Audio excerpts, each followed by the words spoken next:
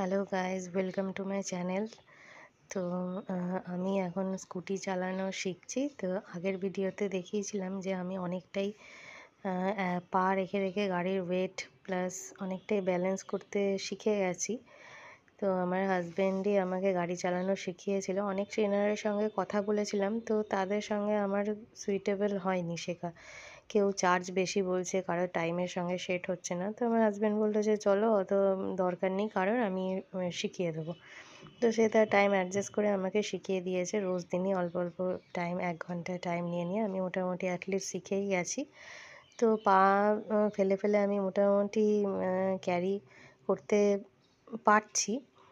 তোমরা দেখতেই পাচ্ছ। তো এই কালকে থেকে আমি বাঁ পাটা আমার মাটিতেই থাকতো। আমি একটা পা তুলে আমি মোটামুটি চালাতে পারতাম। তো উম আজকে আমি দুটো পাই তোলার সাহস করে, খুব সাহস করে আমি দুটো পা তোলার চেষ্টা করছি। আর এই সামনে থেকে একটা গাড়ি এসে গেলে আমার খুবই ভয় লাগছিল যে মানে ধাক্কা না লেগে যায়। ওই জন্য আমি স্লো মোশনে আস্তে আস্তে করে আরেকটা পা তোলার চেষ্টা করলাম।